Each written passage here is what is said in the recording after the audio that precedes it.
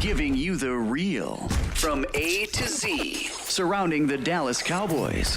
News, updates, rumors, transactions, takes, and more.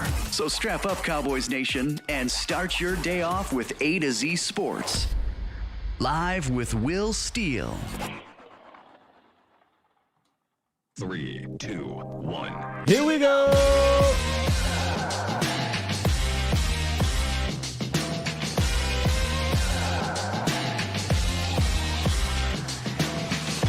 Good morning, good people. Welcome to A to Z Sports Live. We're streaming live on YouTube. And of course, I am your host, Will Skywalker. Steele. Boom.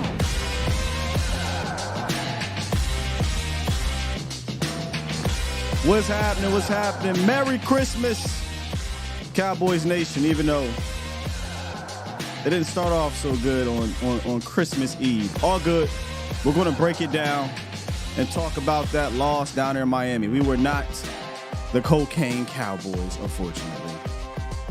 In the roundup, we got the NFC playoff picture I want to update you guys on, and then talk about a streak that did continue in Miami, unfortunately. But it's a terrible look for the league, if you ask me.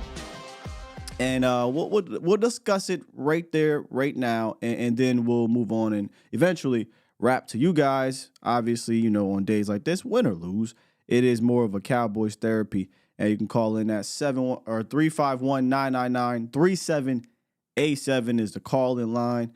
Again, win or lose, usually the day after the games are a mix of the mostly emotions, if we keep it to be. The day after the game is usually mostly emotion, so I'll understand the emotions today. But because we had a day to kind of sleep on it, we got a little bit of a level-headedness that needs to be approached too as well. So we'll have a mix. We'll get some emotions about the game, but then we'll have to also talk about the being level-headed approach to it. But I feel like what will be said from an emotional standpoint also can be said about being level-headed as well. So we'll see what you guys have to say about it. Y'all will hear from me. I'll break down my defining moments of the game. We'll do that again here at the top of the show. But also we'll jump into the roundup and discuss the playoff picture. All right? With that said, what's good, Bomb Squad? Bomb Squad! Hey, I almost did give away my number. Don't worry. Because, look, my number does have the 999 in it. And I almost gave away my thing. But anyway, let's get into the roundup. I know we got a lot to discuss here today. And already the phone line's starting to fill up. We got get a couple more, y'all. We locking them things. We ain't going to be here for 3 hours, I'll tell you that much. And then we'll talk about this game, man, because I got some defining moments that I'd imagine will add up with your defining moments and how those things change the game. But before I jump into the roundup, just real quick, football's hard, man. Football, it's a tough sport, and it's really hard against good teams. You know what I'm saying? Look what happened last night, but we'll discuss that a little bit. You're not always going to blow teams out. You're not always going to have a perfect game. And I think what went down Sunday was about the norm. I think that is usually what you see from two good teams mostly. A back and forth, hard-fought game where defenses made things tough, and they had some moments where the offenses made things tough, and they had some moments both good and bad, right? But what irked me the most about the game wasn't the nuances, wasn't the game within the game, right? It wasn't that. Because you're going to run into obstacles. You're going to run into tough moments against good teams. That's not I don't mind that. That's going to happen. I told y'all that a lot. You're not going to blow out all these teams. What irked me was when you had the opportunity to overcome all those things, to finish the game. It's right there for you to do it. You could not finish. One of my things for years, if you guys have been following me, has been about finishing. I'm not naive. I understand that you're not going to win 43-10 in every game. I understand it's going to look ugly sometimes in between the games. I understand it's not going to go as smoothly as we would like it to be. I get that. But if you have the opportunity to close out a hard-fought, tough game against a quality opponent, that says more to me about your squad than blowing that set of team out. Because to me, blowing a good team out feels more of an anomaly across the league as opposed to you finishing against a quality opponent where it's been a bit of a back-and-forth game.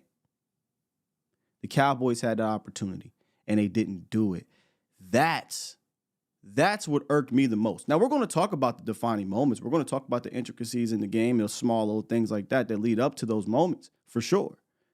But when it was all said and done, you had it right there to send a message. Not, again, forget the league. You needed this for yourself, and you can tell definitely by how those players were reacting. You can tell that they really wanted this. They knew this was the final road test before the playoffs, and they had to finish the game, and they didn't do it. So, just wanted to get that off my chest. Again, this is more the level-headedness part of it. The emotional part of it was post-game show. If we did a show yesterday, it would have been there. But that's what kind of ticked me off the most. You had the opportunity to finish, and you didn't, man. I know we make fun of finish the fight, but that's real. Let's get into it. It's time! It's time! It's time!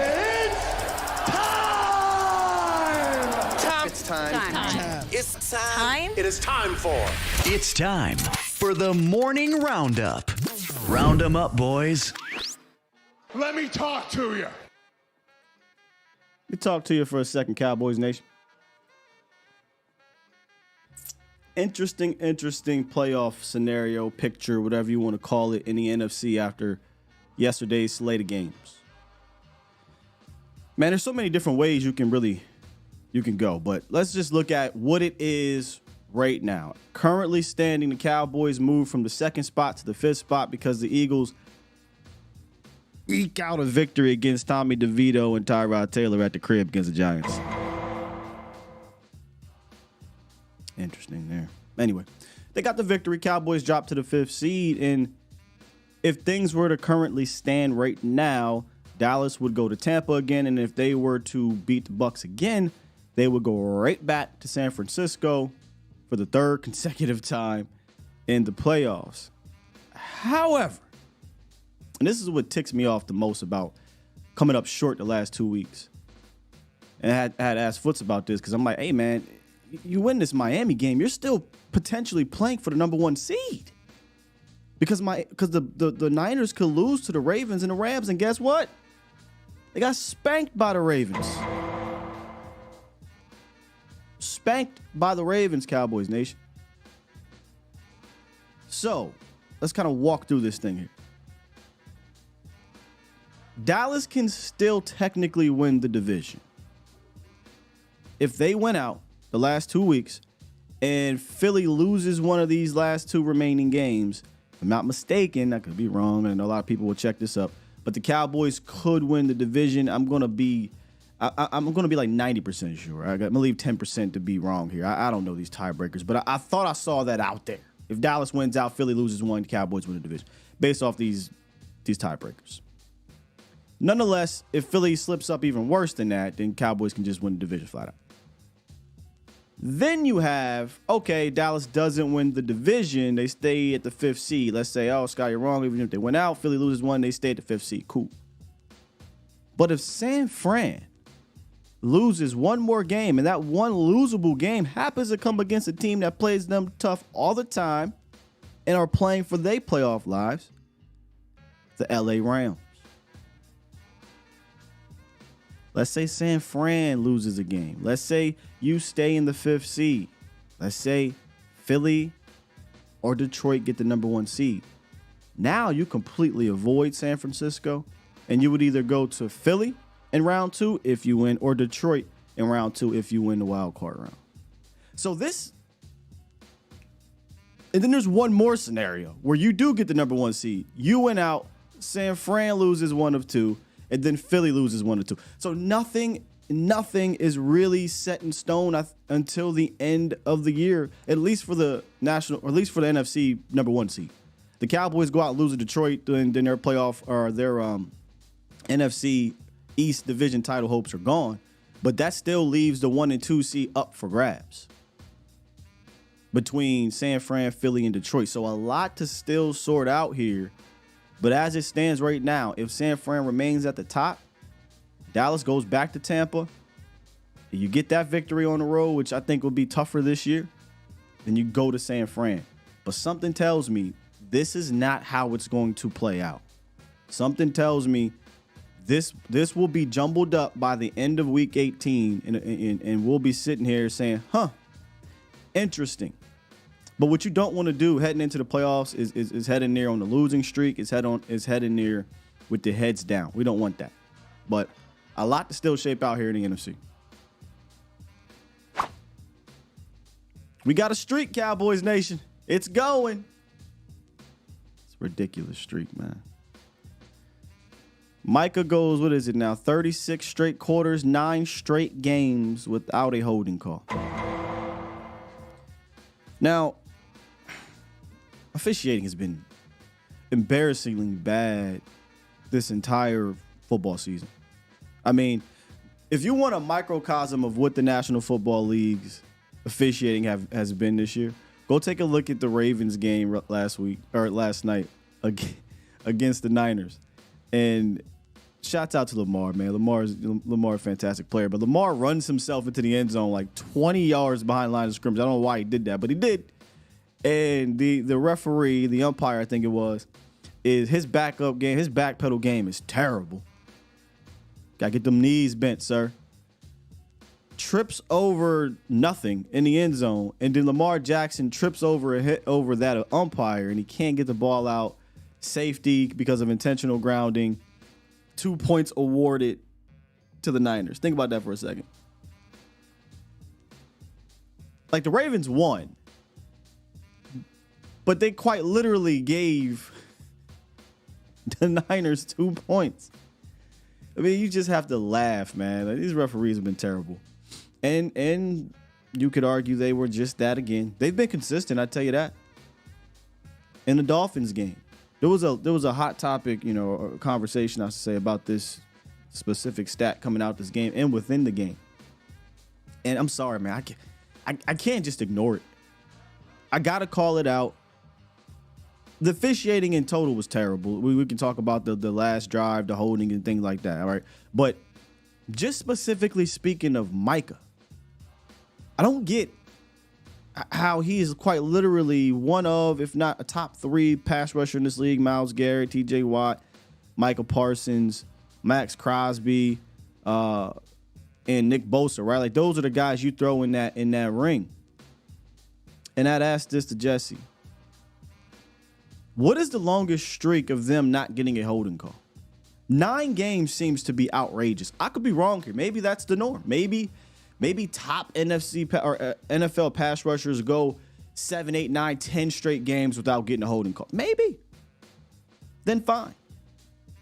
But what pisses me off about this is Micah's so good, so quick, puts offensive linemen in such terrible position that it's easy to see when he's held. It's not even difficult. It's not like, he's caught in the muck. Can't quite see through all these guys running around. No, he's putting these offensive linemen on islands. He's literally getting held in front of you, and you don't throw the flag, and I just don't get it. Yeah, could it be the podcast? Could it be the whole Jerry Jones, Roger Goodell? Whatever it is, like Micah said, I'm sorry. I apologize for you. I'm sorry. We are sorry. As a Cowboys Nation fan base, we're sorry. We just want you to be fair. Sure, call it on the Cowboys too, but call it on the other team. 9 straight games is absolutely ridiculous. And you can say, oh, well, that doesn't matter. You can say that doesn't matter. I'll keep it up. I think it does. In this game, let's just talk about this. I 100% think it does. Not just, so let's say you call the holding penalty. It was a big play, 20-something yards to Chosen. You wipe that out, now it's 1st and 20. Let's say you've been calling these holding penalties, and now the offensive line says, okay, we can't hold. They're getting us on this. So that extra second that they get from that hold is no longer there. Micah is quite literally affecting the play, whether it be a sack fumble, a tip pass, he pulls it down, takes a sack, or just a sack in general. You're literally giving an edge to the offense every game if you're not going to call it fair to Michael Parsons. And I don't like to spend a whole lot on officiating, but that specific statistic is absurd. It is absurd. And I know a lot of fans, they say, oh, well, this happens to this player. This happens to that player. My only rebuttal is, I get it. Calls, non-calls happen. What is the longest streak of your favorite pass rusher in the National Football League going without a call? This is not me trying to be joking. I'm not trying to be trolly. I'm not being sarcastic. I am dead serious now. I would love to know how many games, quarters, TJ Watt, Nick Bosa, Max Crosby, Myles Garrett have went without a holding call. Those are the 4 guys, right? Everybody else, whatever. Or if you want to throw a sign Reddick in there, sure, you can throw a sign Reddick in there. How many games in a row did it go? Because, hey, if you say, well, Sky, Max won 10, Reddick won 7, Watt won 8, Garrett won 6. I'm like, oh, well, I guess this is a normal occurrence.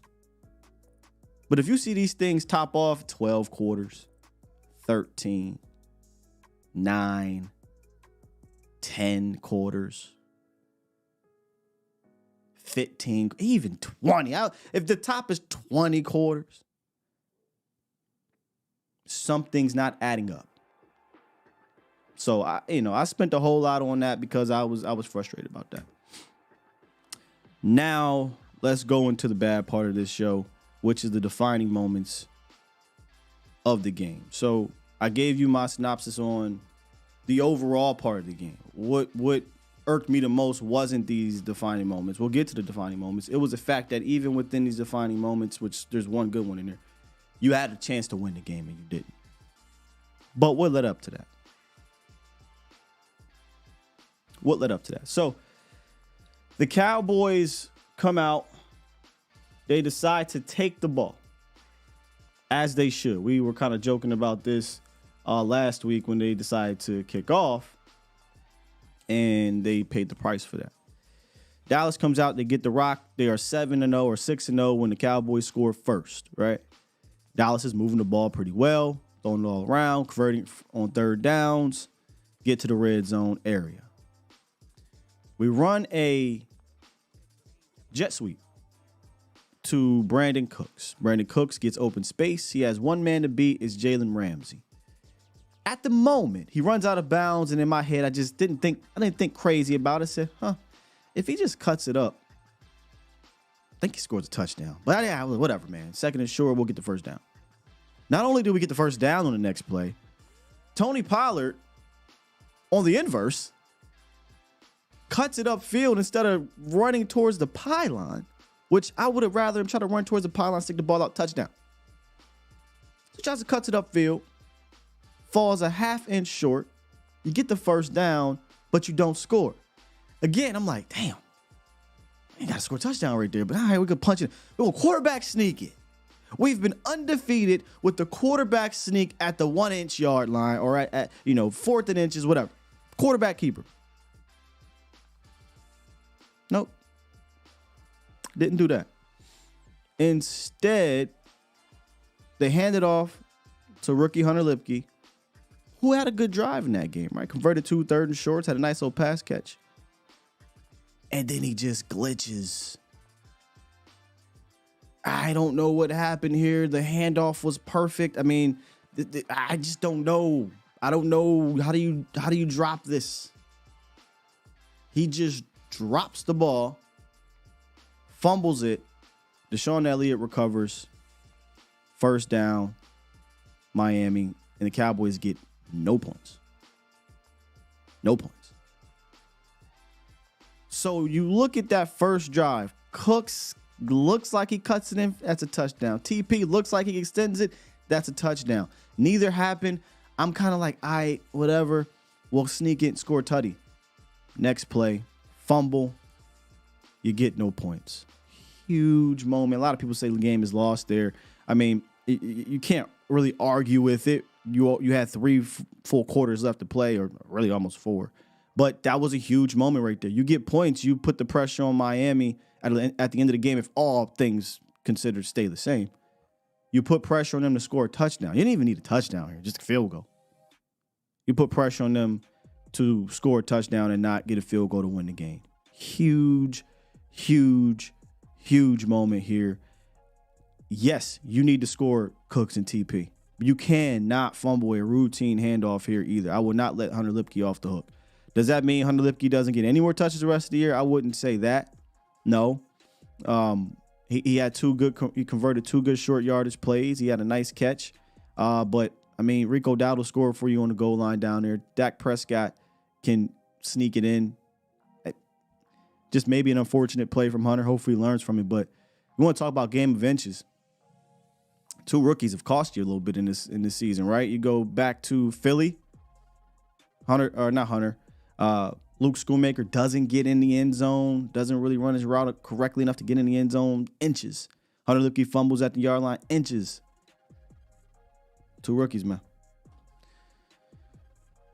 Micah Parsons gets a roughing the call play at the end of the half.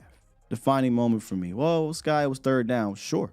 But the Cowboys got to stop down there to make it 3rd and 1. And I've watched Miami enough this year to know that as much as I love Mike McDaniels, he sometimes glitches his damn self and he gets a bit cute and he's actually taking them out of 3rd and short situations, 3rd and goal situations to where, or Miami just screws the pooch down there.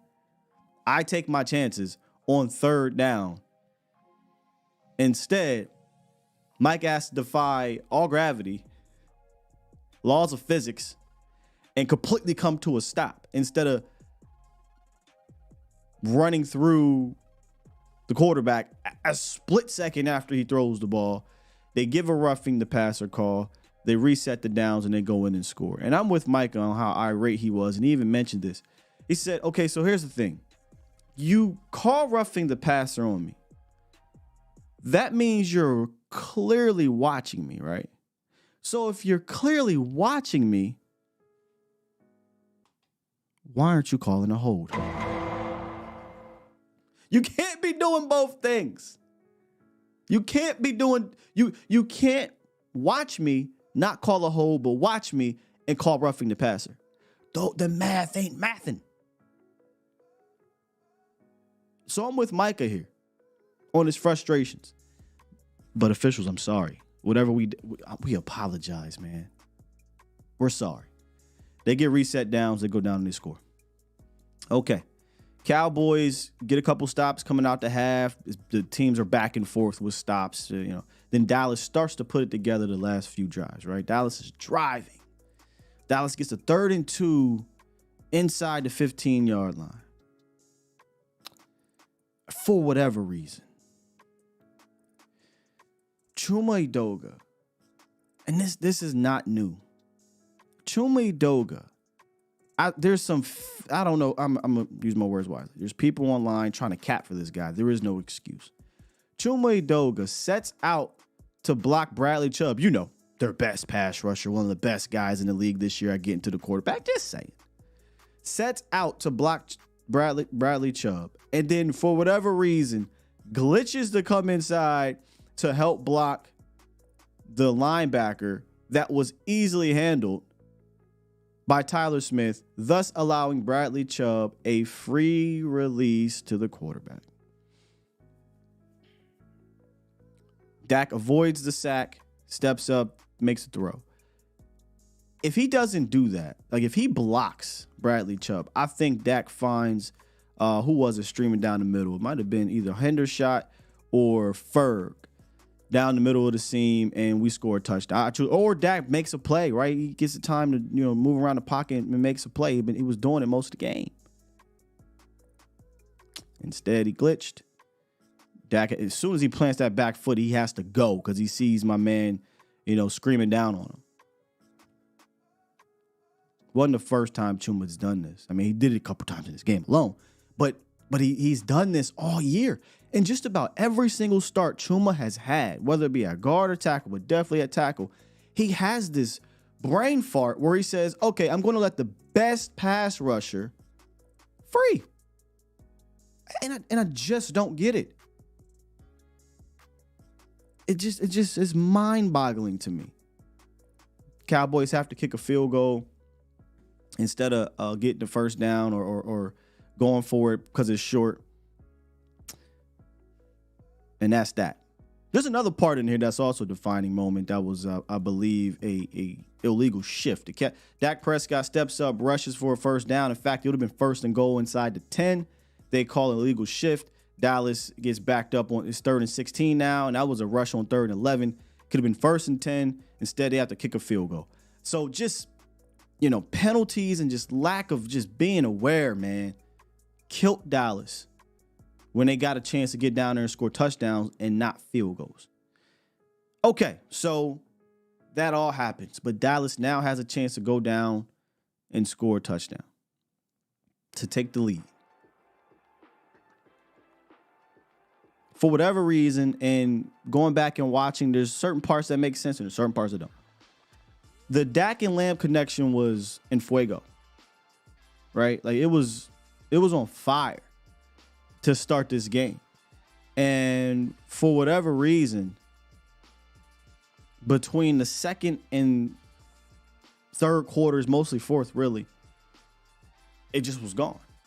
Now, you go back and you look at some of the plays, you see, okay, yeah, there's nothing there. You didn't really deliberately go here or there. But for a whole 2.5 quarters, that was a strange occurrence, especially when he was cooking. Okay, but now the game's on the line. We better not see this tandem, duo, whatever, ignore each other again. And they didn't. They reconnected. I think Lamb had 4 targets on that drive, 2 huge catches, right? One was 11-yard, another was a 14-yarder. Dallas is moving the ball.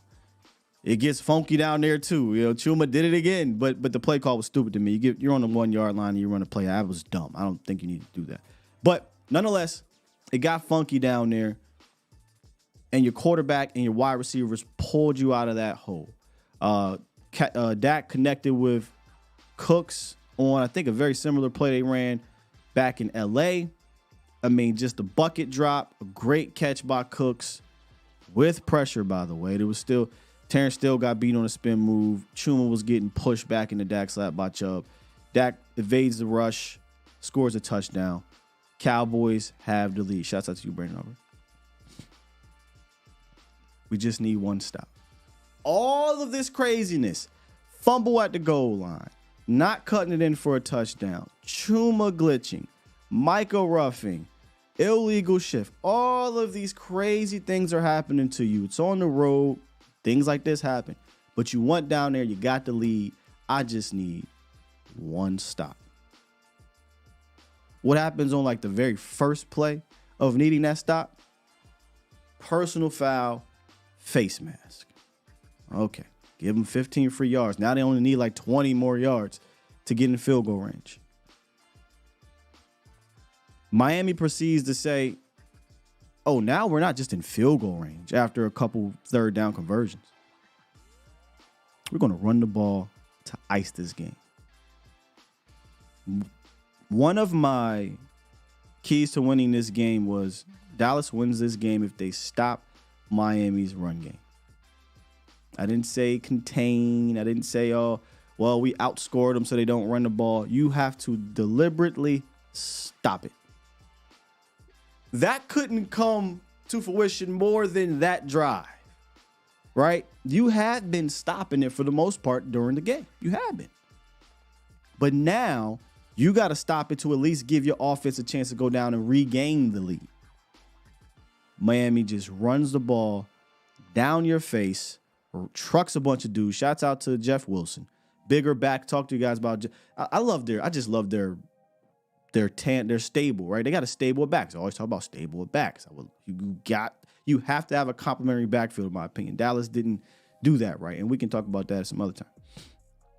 But Mozart goes out, A-Chain and Jeff Wilson make some good plays, great runs. They do what they have to do to stay ahead of the chains. Jeff Wilson just ices this thing out. You don't get a stop. Yes, holding. There's no doubt about it. Terrible non-calls on the holding. There's no doubt about it, right? But even still, you had a chance on 3rd and short. They just run down. They just run right through your face, right? And it was ultimately the run defense that did you in. After such a great game or good enough game, I won't call it great. I'll call it a solid game defensively, almost great until that point. Game defending the run. But when it mattered most, you could not get that stop.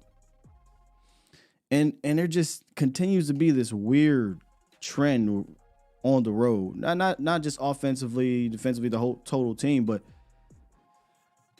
I don't know why we don't get turnovers on the road. I don't get it.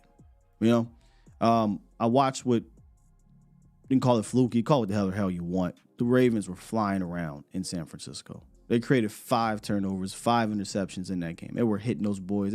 Ravens is a different team, right? But at home, this team just revs it up. You get all these turnovers. On the road, 0 against Philly, 0 against Miami, 0 who was the other against Buffalo. You got the one against San Fran, which was, thank goodness we got it, because he was literally falling into the end zone. In your 4 losses on the road against quality opponents, 1 turnover. They got a turnover, you didn't.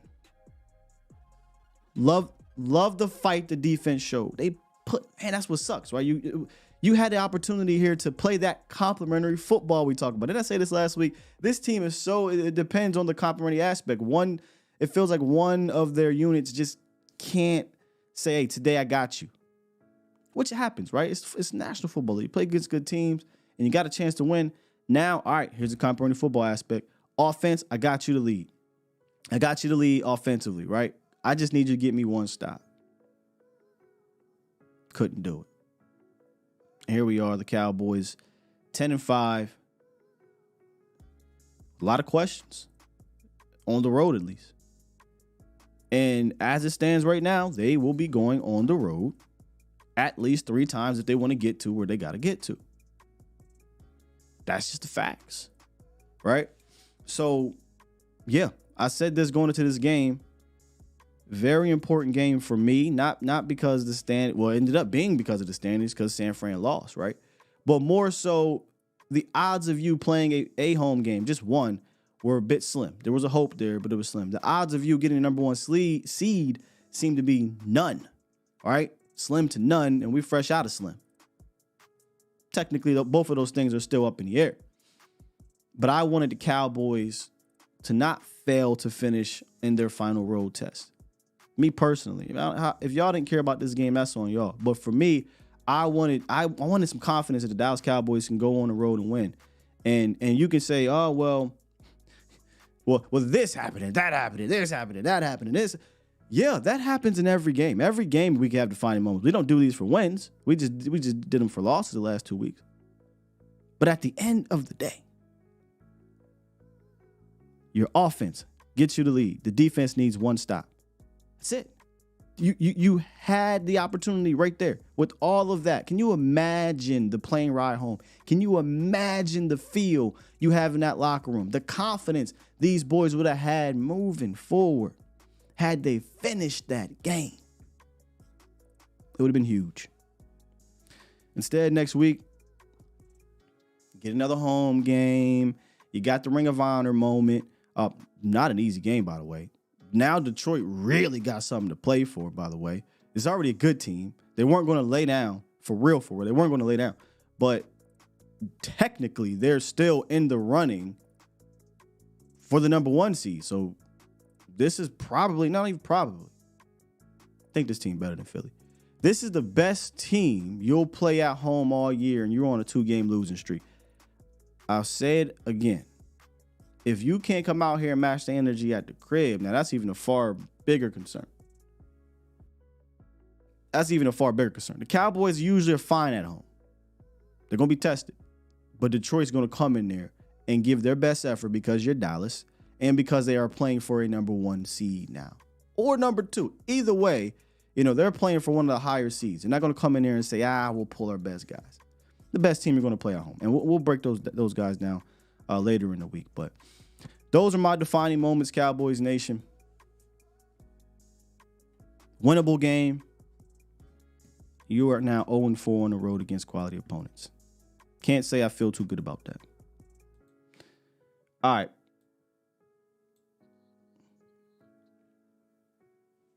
Let's hit the phone lines, man. Mr. D Schiff, what's goody, brother? Hey, what's going on? Caminante de la Cielo. Merry Christmas, bro. What's going on? Merry Christmas, man. Now that means I know, Skywalker Feliz in Navidad, Spanish. but what's that mean? That means Skywalker in Spanish. You know, in Spanish you got to put the second word first, and you got to put a couple of them de la con para and all that kind of stuff. So, I didn't even know there was a word for Skywalker in Spanish. I thought y'all just said Skywalker and then whatever else. Interesting. Well, I just looked it up. Really, Walker is Caminante and Cielo is Sky. So, Caminante de la Cielo, you know, Skywalker.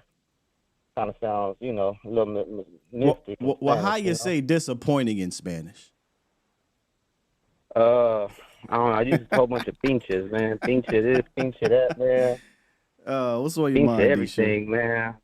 Pinche Cowboys, man. But you know what? I was looking at, you know, as you're talking about the Ravens, man, I quickly went to go look at what point in time, you know, these two teams. I think it's week 10, they were both 7-3. And up until that point, you look into that season, if you would have looked at power rankings at that time, you probably would have been a little bit higher than the Ravens, right? And, I mean, at that time, they had lost to the Colts, the Steelers, and the Browns. So you just let the season keep churning and churning, and as you keep adding on those wins, I think you're so right, but you just got to wait to see what happens in Week 18, and the narrative is definitely going to be way different, right? I mean, people are crapping on the Niners again, you know, rightfully so. You know, it's the what have you done for me lately kind of league. But I think moving forward, man, it's just circumstances, man. I think one of the twins the duties play for the Patriots. You know, I'm talking about the safety. Yeah, he's an analyst now. The McCourty twins. Yeah, so he was talking about just like how important it is to, you know, when you walk into those playoffs and you got your best ball playing. And I think if there's an indictment on the Cowboys, it's that, you know. I think it's wrong for us to come away from these games and beating up on your best players like Micah and Dak and saying what could they have done when really it's just a matter of that team just circumstances, right? Like, I mean, watching the first drive in the Dolphins game, all you heard about was the Dolphins defense and how much we're going to be in trouble because of, you know, Tyron being out. And, like, we were manning them, man. We were going down the field. I think your offense had good moments in that game. It's just those circumstances of, like, I don't agree with giving a guy, unproven guy like Lupke. I think that was kind of forced, giving him that handoff, you know? Like, you give him that handoff and he ends up fumbling, and that's a big moment, right? Just because of where you're at in the season and what type of momentum, and you just don't give a guy like that just on some, like, we're just going to try to catch y'all off guard and not accounting for the fact that this is a young guy who's probably not ready for that moment or who still has plenty of mistakes to be made, right? I'll play devil's advocate on that part. Like, he had came through for you on that drive, right? Like, he converted two third and shorts. Like, he just look, man, you can't fumble right there, flat out. He technically earned that, right? Like, he earned that, but he failed. Yeah, I think in a game, but I think for the season, you know, I think there's just much better options, and I think the Cowboys, like we you know, we get on the team for that, and rightfully so, that they go away from just your best options and your playmakers, the people who have gotten you there. Like, let them continue to build that. Like, I think one drive doesn't earn you that opportunity. I can understand the situation and the thinking on it. Pretty routine play, right? Just take the handoff and just muscle in. And closing on him. If you don't want to say earned it in that drive, then technically he did earn it through the season because he converted down there earlier in the year. He converted every short opportunity he got this year, which wasn't many, but he converted those. So I'm not mad that they gave him the ball. I'm mad that he freaking dropped it. Like, I get it. Like, he's a 240-pound back. It's a simple handoff. He's executed all year. He's executed in practice. He's executed in preseason. This is not rocket scientist. He just flat out fumbled the rock. So now you know he still has to gain your trust a little bit, but sure. I think just defensively, man. Yeah, in closing, man. Defensively, you just got to get better at certain positions, man. I think the pass rush is a great cologne for the stank that is the run defense. But unfortunately, that's where we're at, man. We got to continue to get better. Guys step up. You can't expect Mozzie to, just break out. Hopefully we'll get Hank back. But in closing, man, just got to step up, bro. Finish, like you said, man. Finish. Appreciate you, guys. Yes, sir. Appreciate the call, man. All right, let's get the original OG, B Bird, in the building. What's good, B Bird? And Merry Christmas, man. Well, Merry Christmas to you too, Sky. Sky, we got a problem on the road. What you say, Sky? It took me like 5 games to come around. Huh? OG said, fool me once. No. Fool me 3 times. No. Okay, goddamn. We got the ground on the road. But I'm going to tell you something, too, though, Sky. Yeah. This is interesting. I actually came to that conclusion after our phone call because I started looking at stuff, and I want to give you some stats. And I don't know, I said it on the last show. But I went to 1998, man. That's when Atlanta played Denver in the Super Bowl. I said, okay, let me go track dome teams and see how they did in the playoffs. So from 1998 to now, I guess like a combination of 9 dome teams have made it to the Super Bowl. And so I said, okay, the teams that made it to the Super Bowl, let me go see where they played at, right? So it had an accumulation of 20 games played with all those teams that went. And of those 20 games, Scott, it was the numbers kind of bowled something out. 16 of those games were at home. Mm-hmm. Only 4 was on the road. Mm. Out of the four that's on the road, 2 of them were in domes. Remember, Atlanta played Minnesota in 1998 in a dome. And that took the Rams a miracle because the brother didn't miss a field goal his whole life. And then he misses a field goal to win the game. That's the first one he missed the whole year, right? Crazy. And then the Rams, you remember when they had that bad they went down to play the Saints and they had that bad interference call. You remember that one? Yeah. And again, another miracle because technically they should have been in there. Yeah. And so the two that were played outside was Peyton Manning's 2006 coach played against the Baltimore Ravens outside. And that Guess defense, what the temperature was? They won like 11-6, didn't they? No, it was 15-9. I knew it was something like that. I remember that game vividly. Yeah. Manning actually threw 3 interceptions, man. Yep. But let me tell you about the temp. It was 63 degrees, no rain, and 5 mile per hour wind. So really, that's like the best you ever going to get in Baltimore. Sure. In January. So what it tells me, man, is that to me, man, I think we're built similar to these dome teams, man. We like to play with the lead. We like to play with the lead. We got our pass rush is better than our run defense. Our passing offense is better than our running offense because why? We play 70% of our, games in the dome either on the road or we play at home or we play in good conditions. But here's the deal, Scott, what I've kind of found out. Well, for one thing, no team has just went on the road, a dome team in the playoffs, and made it to the Super Bowl. So I'm not saying that we can't. It has to fall right? Like we got to go maybe play Detroit and then go play San Fran in San Fran with good weather or something like that. Because I think what it is, man, our formula is, hey, play at home in the dome, play on artificial turf, and play in great weather. I think once we start getting away from those things, we start breaking down. Because the thing is that what travels well, Sky? Defense and run game. And tough defense. And if you say because the weather doesn't affect that. And so, but what you say we suffer at tough running and stopping tough running games. So what that tells me is that, man, we built ourselves up for the dome. So can we win? I think we can. But we have to. Our draw has. It's got to draw right. You got to get a Josh Johnson, Daniel Jones type of draw, if you know what I'm saying. But just say we get a Josh Johnson, Daniel Jones. I mean, I don't give a damn if we play on the parking lot. Well, can I tell you something that was interesting to me that I found? Sure. You know who had the best record in inclement weather? And I would think it'd be a East Coast or Northern team. It was actually San Francisco. But look how they built their team. Yeah, I'm about to say that actually makes sense. Tough defense. Yeah, that makes sense. It actually travels. It does make sense. I was like, well, no, they it's pretty warm up there. No, but when you build a tough run defense, a tough run team, that travels in the snow, in water, in whatever, man, and that's what it is. So they're more equipped to go to a dome, go to 30-degree weather, go to rainy weather, go to windy weather, because a handoff is a handoff. Which is why it was very important for me, at least, to get at least one of these games on the road. Because what that would have done for you is not only the confidence, but because of the way things are playing out. That's why I kept saying, hey, just take care of business in front of you and let the chips fall where they may. And the chips were actually falling right there for you. They were falling there for you to win the division and possibly get the number 1 seed. Think about this for a second. You don't blow the opportunities in Miami and Philly.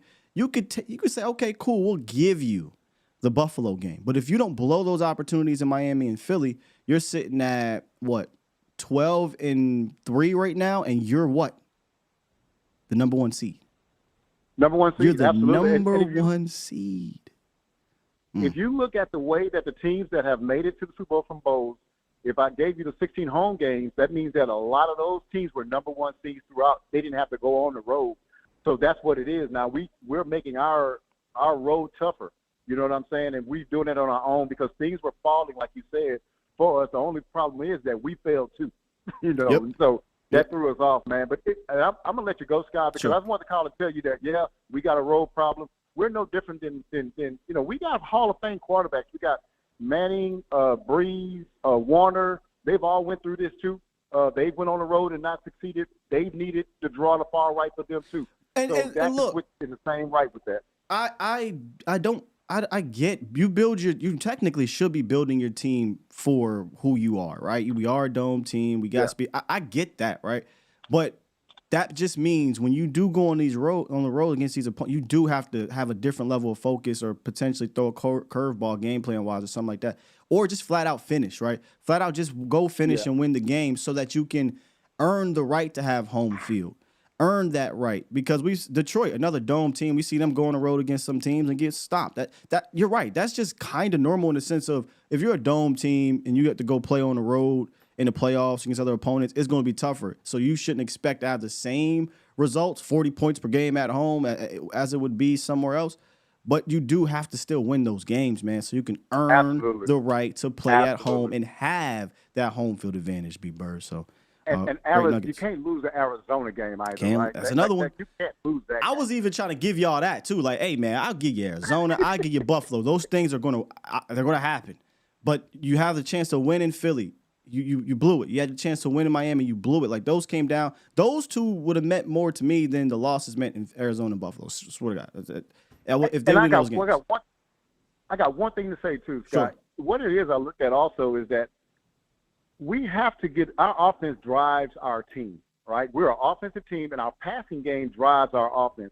We have to get a lead early so we could dictate to what the other team offenses does. If you look at all our losses, man, especially ones on the road, is that the other team was never made to get off of their run game, and so they never got off their run game. Arizona did get off their run game.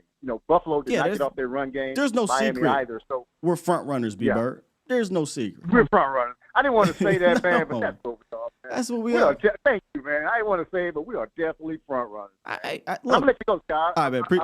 Thank you for the call, B-Bird. Hey, I ain't going to sugarcoat that.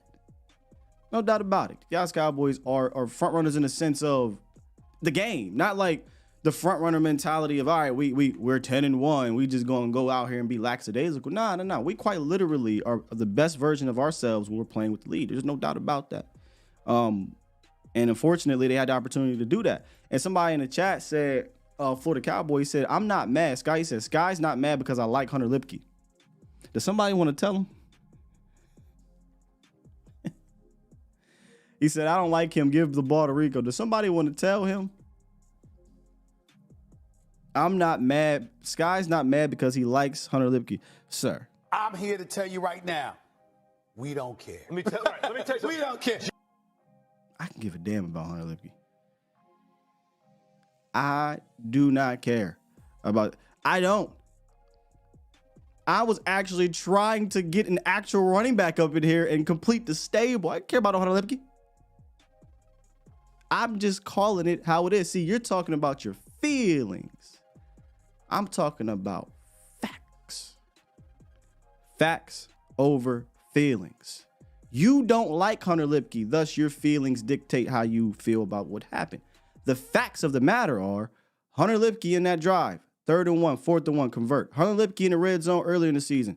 Handoff, touchdown. Hunter Lipke a couple other times on 3rd and short. Convert, first down.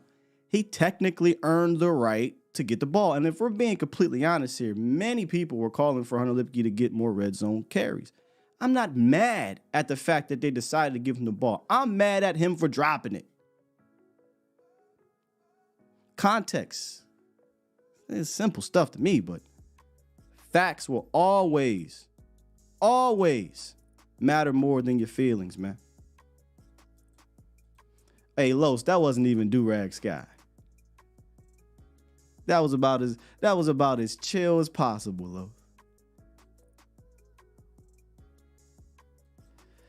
VIP, man, what you got for me, big dog? Sky.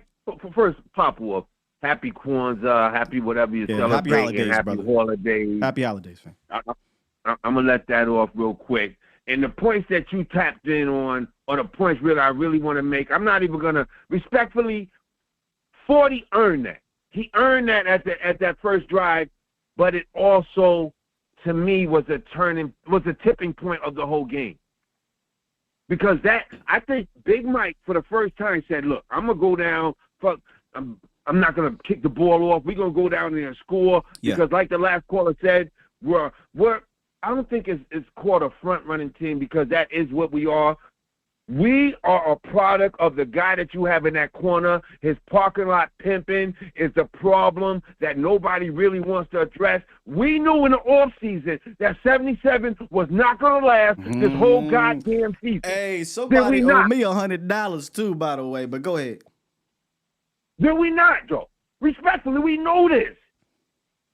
So I tell my son all the time, I tell my children all the time, the definition of insanity is doing the same thing over and over again, expecting different results. We knew we had a problem stopping the run. Did we not, Scott? Yeah, I mean, yeah, that's a fair point. Put it this way, I wouldn't say I would say there was been problematic in certain games. But that's our weakness per se, right? Like if you got a defense, what is your strength? Your strength is pass defense. What is your weakness? Your weakness is a team that wants to run the ball all day on you, that you haven't shown the ability to stop them all day. So I'll give you that. So that leads up to Arsenals or whatever the hell they practice at. We knew that going back from Cali, that we had two things that we need to address. So what do? You don't stockpile. You don't go out and say, you know what? I know 55 is suspect. We knew that coming in. Did we not, Scott? Yes. Hey, you preach it to the choir, bro. Facts. So we know he was suspect to get hurt. We know, as much as I love 77, I'm at the point, don't even play him again until the playoffs. Go chill. Yo, somebody go get him the deep massage therapist that your boy had in Houston. Go get him some of them for the next 2 weeks. I don't need him doing nothing for 2 weeks, B. I don't want him to tip him. I need Jerry just to go with the bag. Look, y'all just take care of my boy for 2 weeks because I messed up. Because Jerry fumbled on himself. Him in the front office fumbled. When I see 71, he blew 2 touchdown drives that would have turned this game around. Did he not, Scott? 71? Yes. 71. I ain't saying his name. He didn't even get respect to say his name. 71 blew 3. What was he blocking down when we have the best guard in the goddamn league? He don't need no help. Fact, bro. What was he? Hey, 100 or not 100 grade VIP, bro. I don't understand it. Can somebody try to? Don't even try to explain it to me. Never mind, because I don't care. Flat out, that was stupid. I'm sorry. I didn't say it in the post-game show. I was trying to be nice. I said it a different way. But that was absolutely stupid, bro. And that was idiotic. It was idiotic. And you can tell because he did it again, and you can tell it was his mess up because everybody else did the exact perfect thing in both of those scenarios. And you know what you saw 71 doing when he realized, oh, shit, I'm not supposed to be here. He did one of these look-arounds like Mr. Krabs meme, you know, like, who do I got? Yeah. You got the guy that's sacking your quarterback, sir. I mean, it's just in both of those drives, I saw Fergie wide open in the middle, but that couldn't even get to him. And then you have these refs, look, this is my last point because I know they're probably going to suspend me after this, but these refs, we need to put an accountability team together to go pull up on these refs. I want to go sing Hail Mary in their front yard because, these refs, what they do to the Lions, bro, this is borderline. I don't even like, how do you let $1 billion entity be run by part-time employees, B? It bothers me. We got part-time employees. You know the refs aren't paid full-time. We have part-time employees making game-type decisions. Yeah, that call on Micah, look at this shit. Look at this shit, bro. That's embarrassing for the league, B. That's embarrassing, man. I mean, that we don't get one, and then Micah steps through. He had one step. Even your head of your NFL commission was on the air saying, "Yeah, that's not a call. I don't even see how that's a call." But that was another one. That was the only touchdown they scored. Yeah, man. It was so pathetic, I'm bro. mad at the defense. I'm mad that we didn't make that final stop. But it's just that final stop. Really, after Dak went down and did what he did, I thought the defense was going to step up, but that first penalty on 33 set the tone, B. It did. That set the tone. It did. Yep. That gave them that. They was damn near to the 50-yard line, and all I was saying was, let these dudes score. Let them get 3 points because I got the golden leg over here, and all we got to get is to the 40-yard line or past the 50. And I had total confidence that he was going in to kick the game winner, but he didn't even have the opportunity, B. No. Yeah, you need to get a stop, and that's because of the front office drooling over themselves for the whole offseason. Not getting a backup plan for 55, not getting a backup plan for 77. Those are the two we're not even going to talk about the mistakes in the game. Those mistakes were made before the game was played. Let me touch on that, VIP, because that's let me touch on that before I move on. But hey, dog, appreciate the passion as always, fam. You never disappoint, bro. Merry Christmas, Happy New Year, happy holidays to you and the fam, bro. Hello? You? Okay. We got you back? But that's it. But look, all I'm going to say from here is I'm not worried about Detroit. I'm not worried about San Fran. San Fran could have thrown 7 picks yesterday. I watched that game. Respectfully. Yeah, you're right. So, but let me go ahead and touch on this, though, VIP. Appreciate you, big dog. It's all love, baby. Salute. How about them Cowboys? I ain't a killer, but don't push me. No Slurpees. He said no Slurpees on the way out. Appreciate you, man. VIP is so passionate, and I love him, man. He's right. What did he say? He said the LB situation, right? And the left tackle situation. We 100% came in the season talking about it. I'm not going to shit on Tyron. This ain't Tyron. Tyron, we knew. We knew, right? And the fella that was all in the comments and whatnot earlier in the season, Tyron Smith's going to play 14, 15 games, whatever it was, right? I think it was 14. He said, I bet you $100. I was like, sir, you're not, I don't lose here. If Tyron plays that many games, I love it. $100, what is $100? That's like $10 in today's economy. So, okay.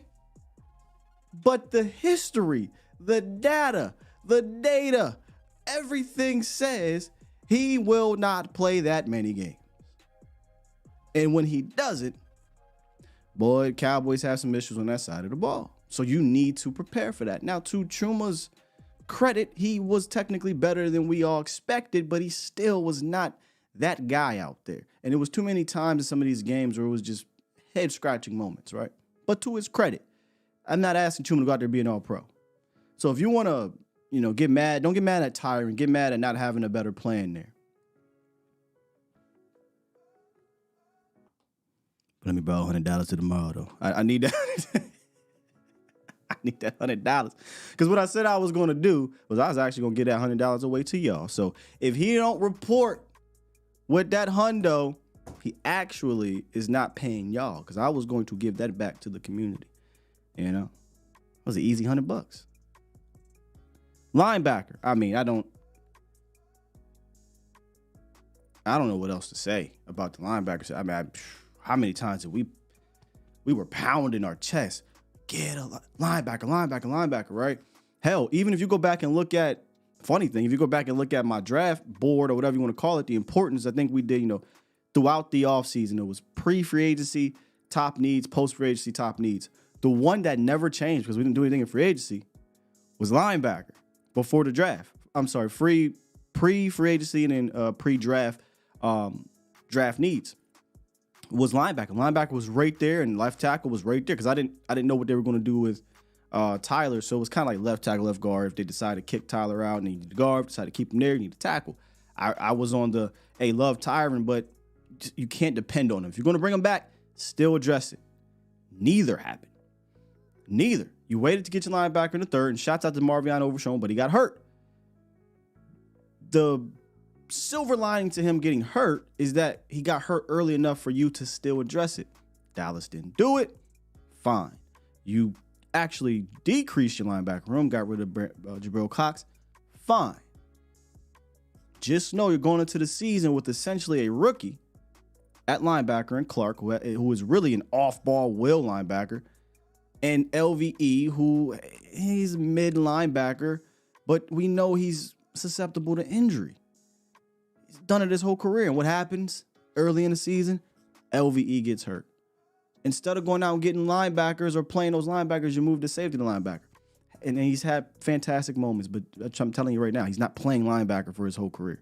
It's probably not going to happen. If it does, that'll be very interesting. But even in the good moments, because I don't want people to say, oh, well, you're only saying this because what Buffalo did or because Miami. No. We are on wax.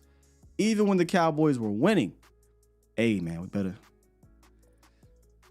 start thinking about doing something in this room or, hey, what's up with Evans?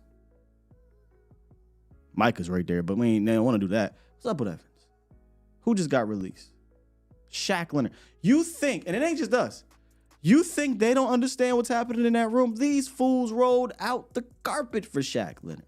They knew they wanted to address the position, very similar to the wide receiver spot. They wanted to address the position. They didn't land Shaq. Not saying that changes anything. It just goes to show you they knew we up. But we got to try to roll with it. Right? Now, this ain't here to poo-poo on those guys. Those guys are what they are. Like VIP said, this is more of your front office not understanding the situation. And somebody could say, linebacker. Oh, really? Roquan Smith and those boys look real good at that position. San Fran, them boys look real good at that position. I feel like if you want to be that type of an elite defense, you do need to have above average play at that spot. But if you want to be like one of them ones, you got to have one of them ones, right? You got to have a top guy there. And you don't have to if you don't want to be one of them ones, but I think to be an elite defense, 3 levels of your defense have to be playing or have top level type guys at that spot. And we said it from the jump. That's not the case at the backup position. Are they starters? Can you get by with them? Sure. These aren't playmaker guys. These aren't difference making guys. These ain't guys that's going to make plays in the back of the line of scrimmage. These ain't guys going to get interceptions, not tipping the ball up. These aren't those types. These are, we just don't want to see you up. Let's be real. If you like LVE, if you like Jamal Carr, who I like coming into this season, but guess what? He ain't the guy. If you like Marquise Bell, be real with yourselves. You're usually coming out these games knowing they ain't gonna make they ain't playmakers. They're not making plays behind the ball, behind the line of scrimmage consistently. You're usually saying, just don't up. I don't want just don't up at that spot. I don't want to live by the hope creed. Get some dudes that play the position and not these little janky, we safety, we linebacker. We linebacker, we safety. Neck injury, 260, don't play like a backer. You play like a... Stop it. Stop it. This is still football. You still need football players to play those positions.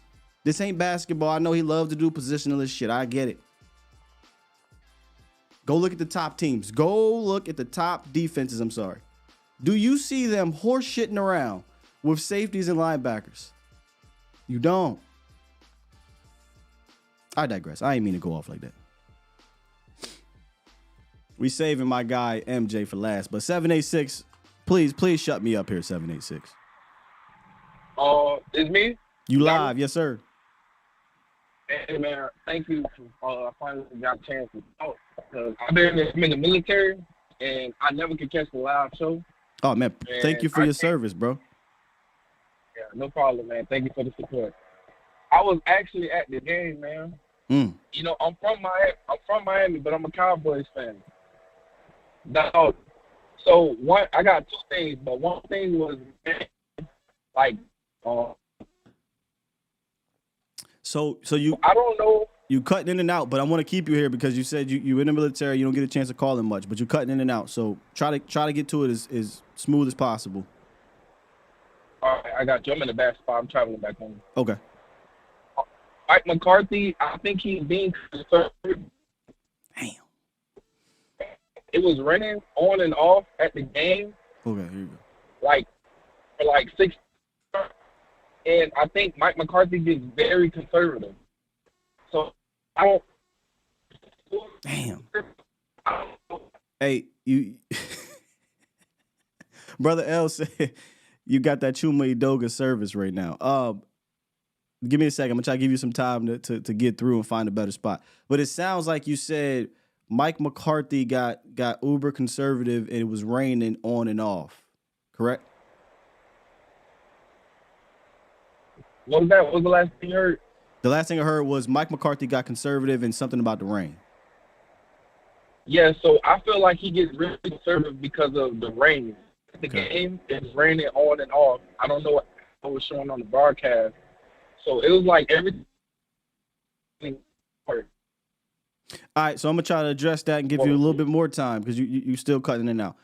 I think there is something to that, right? I do think there's something to the rain getting in McCarthy's head, potentially, excuse me 1 second, potentially the protection getting in McCarthy and Dak's head, right? Because Dak seemed like sometimes he just didn't want to let it go. He wasn't sure. We'll see the film and things like that. It felt like Dak was kind of not trusting his protection, trying to make plays, and maybe McCarthy that factored in it. Nonetheless, right? Like if you're going to play conservative ball in that sense, which means run, which they, for whatever reason, they went away from throwing early downs to run early downs. You can call it the line play. You can call it the rain. Then do it in a more creative fashion, right? Like put your guys in position on the ground to make some plays and get better. This was the first time in like 8 games that Tony or Rico didn't have a 10-plus yard carry. And I get it. This is a very good Miami Dolphins defense. But at the end of the day, man, you didn't run anything to the outside. There was no toss. There was no – and you know what play was working? The jet sweep. Well, hey, run that to the death. In fact, why not go back one more and let you finish? I'm trying to get you in a good spot. If you wanted to play a bit more conservatively in that sense, the play that was money early in that game that they never went back to, and I don't get it. I don't get this. It's money for most teams. You had CeeDee Lamb in the backfield. You had Tony Pollard on the opposite side, Dak in the shotgun. You had Jake Ferguson running kind of the pre-snap motion, play action with CeeDee Lamb flaring out. You had the play action RPO to Tony Pollard, fakes it, and now you got the angle and you got nothing but green to Jake Ferguson, dumps it off. That's a 2-yard throw that went for like 30. Like, there's more creative ways to be conservative than what it looked like the Cowboys were doing when it started raining, which was run, pass, run, pass, run, pass. Oh, shit, this ain't working. Time to put the cape on for Dak Prescott and throw the route. It was ridiculous. Yeah, that play calling was crazy, man. Another thing, I'm sorry, I don't know if you can hear me, but on defense, I feel like we have the pieces. They're just in the wrong spot. So I don't know what Dan Quinn, like, we have, like, safety replacements. Like, Marquise Bell needs to go back to safety. Pass runner. Hey, what's your name, my man? What's your name? Q. Q. Hey, Q, appreciate the call, brother. You're still going in and out, but I'm gonna touch on that too. About you said we got the pieces, they're just not in the right spot. Thank you for the call, man. Again, thank you for your service, bro. Thank you for the support. Appreciate you, man. Yes, sir. Good call. Q said he was down there. I should have asked him about that crowd because, hey, Miami fans, my bad. I was not familiar with your game. Y'all was loud. But I should have expected that. You know, I didn't know. You're 11. Y'all just as front runner as we are. You're winning ball games. You got a chance to play for number 1 seed. I should have expected y'all to be loud. I wasn't familiar with your front running game. I thought the Cowboy fans was going to drown y'all. Y'all was loud. Y'all was loud. But then once the game got even, that kind of went back to that, here we go. And you could hear him. You could hear him a little bit. So, shouts out to them for combating that crowd. But at the beginning, it felt like that crowd was riled up, man. It was fired up. So, what was it? Oh, the pieces. Yeah. We've been talking about this in the Illuminati chat for a couple days, man. I'm gonna say like 85 to 90% of the personnel I think is definitely there. I'm still gonna argue the linebacker room unless you move Micah there, right? Like you got to move Micah there, and then you have Micah and Evans, and that's good because Micah, if it's just Evans and Clark and Bell, it's like it's I think it's an upgrade, but yeah, I do think for the most part, yeah. But we talked about the hierarchy, right? Our next caller is going to call it the favoritism. I don't like that. That feels very elementary. That feels very Pop Warner. I wouldn't call it that. We can call it politics. We can call it that for sure. I do think there is something to that because we've been saying this for a long time about Wanye Thomas, about Jaron Kearse, moving Marquise Bell to linebacker, not having Evans out there. I don't necessarily know if it's so-called favoritism. Maybe if you want to say favoritism, politics, same thing, sure. But there is something that is holding these guys back from just saying, hey, this ain't working here. Let's give this guy a shot. Why does it have to take injury for that to happen?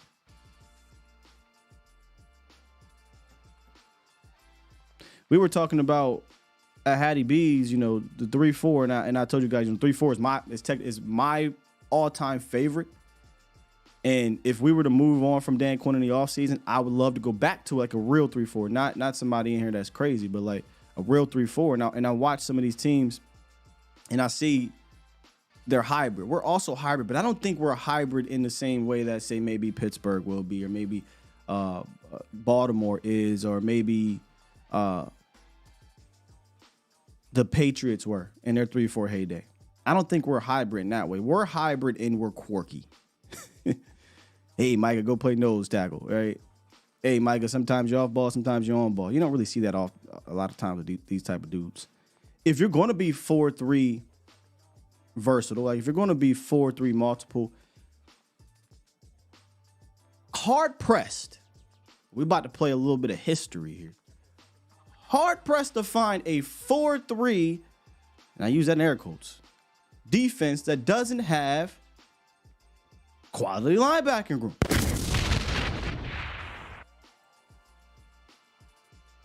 Tell me when I'm telling lies.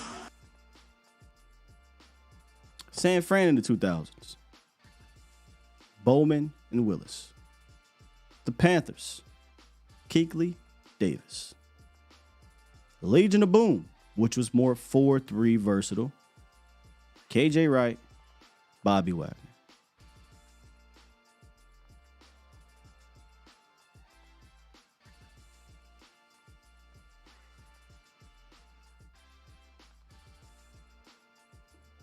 You want to be 4-3 versatile, big nickel, then you have to have these type of guys at the second level. That's just facts.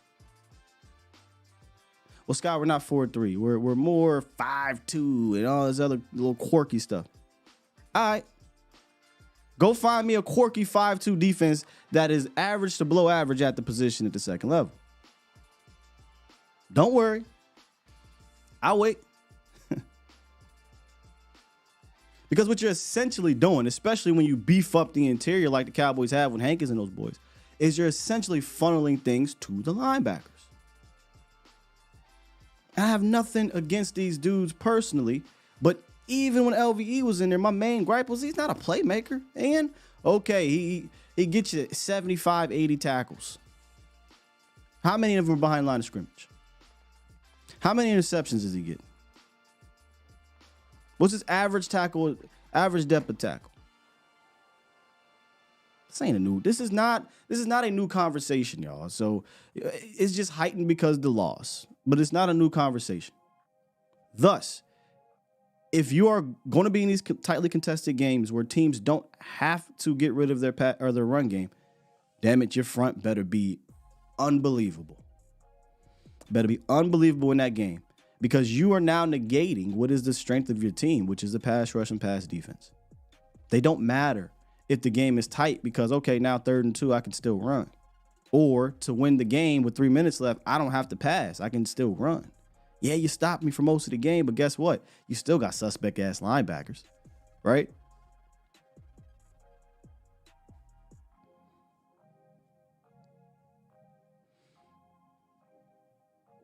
Anybody got an elite defense with suspect-ass 4-3 linebackers?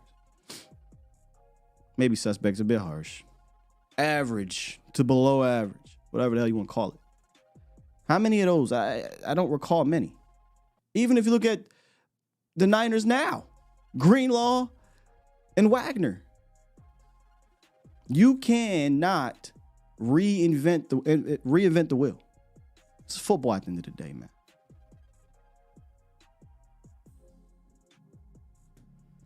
Professor O, yep, Ravens got Roquan for 2 and 5. Professor O, weren't we on here last year? Like, man, I did one. Think about it for a second. One more, and I promise I'm gonna get to MJ. My bad. I don't want to be a hindsight guy, but whatever, man. We in overtime. Let's just talk.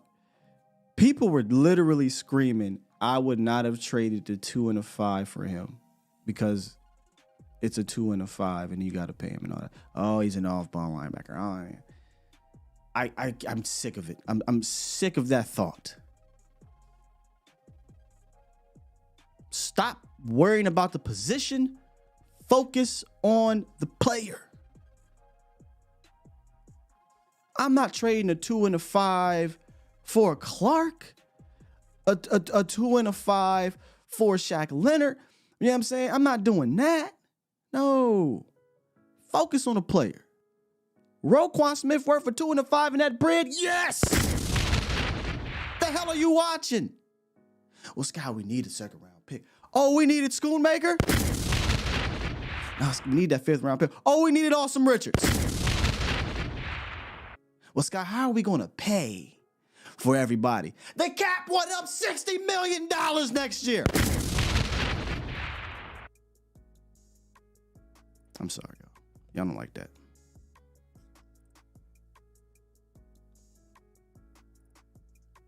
But we got to keep our draft capital. Man. Them picks. I don't know how many times I got to say this.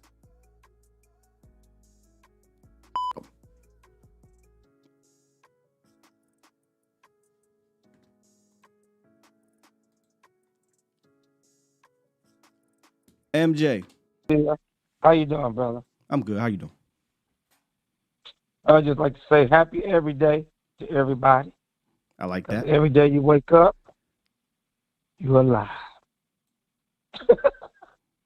You like that? I like that. I like that. Happy every day. That's happy every day.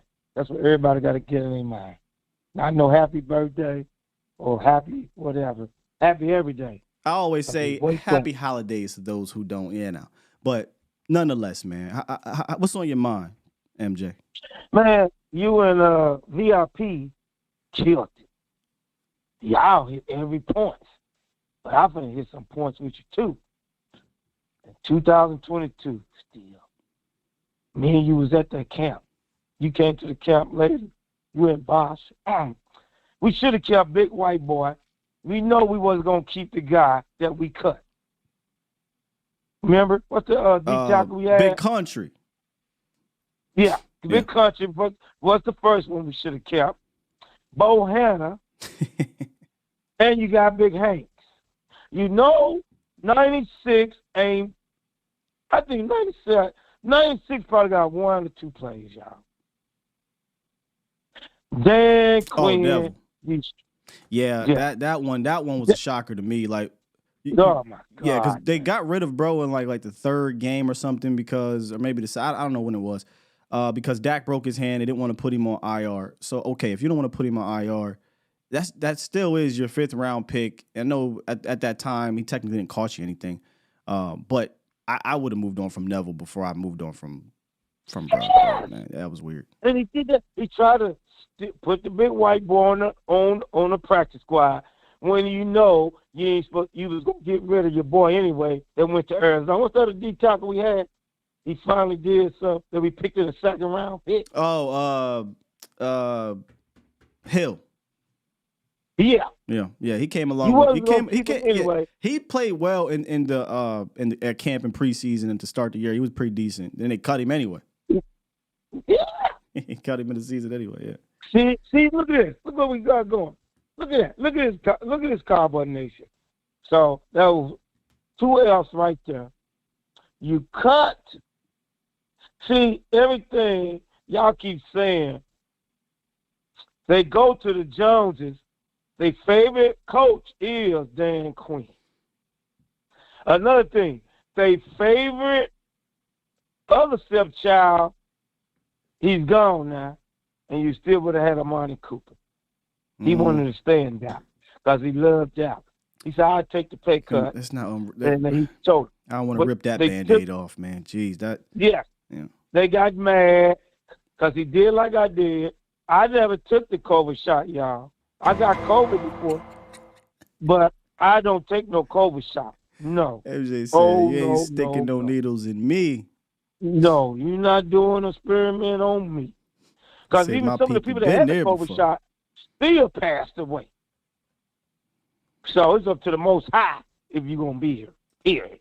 So it doesn't matter.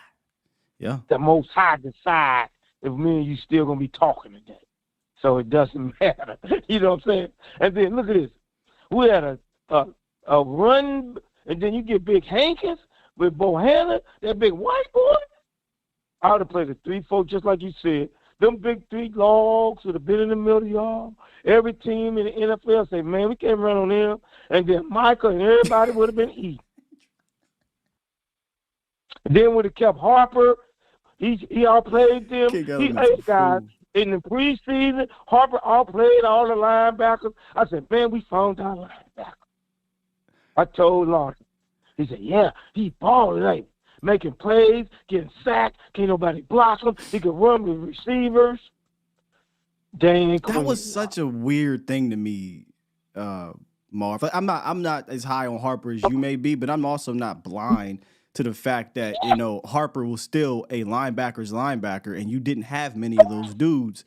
So to cut him and also cut Jabril Cox, that just, what was going through y'all heads to say, okay, LVE. They wanted to play our safety.